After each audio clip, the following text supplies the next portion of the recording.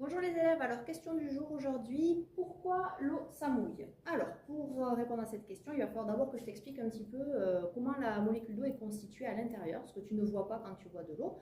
Donc il se trouve que la molécule d'eau c'est constitué de deux atomes d'hydrogène, que tu vois avec le H et le 2 qui est ici, et d'un atome d'oxygène. Et on peut représenter la molécule grâce à des modèles que tu vas avoir ici. Donc la sphère rouge représente l'oxygène et les deux sphères noires, enfin blanches entourées de noir représentent l'hydrogène. Et tu vois que j'ai mis des petits signes au niveau de la molécule d'eau. Les hydrogènes ont une charge positive et l'oxygène a une charge négative. On appelle ça des charges partielles.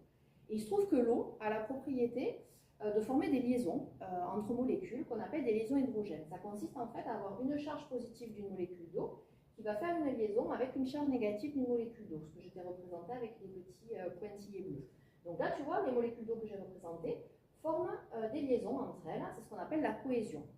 Ce phénomène de cohésion va expliquer pourquoi l'eau mouille, parce qu'en fait, ces liaisons hydrogènes que fait l'eau, que font les molécules d'eau entre elles, va permettre également à certaines surfaces de faire ces mêmes liaisons, notamment par exemple sur la peau ou sur le verre. Et là, je vais te montrer justement une expérience avec le papier.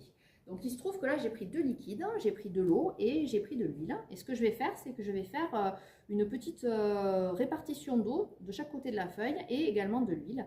Et je vais te montrer un petit peu comment les choses se passent au niveau de l'adhésion des deux liquides au niveau de la feuille. Donc là je vais juste positionner mon eau. Je vais faire la même chose avec une goutte d'huile que je mets à côté.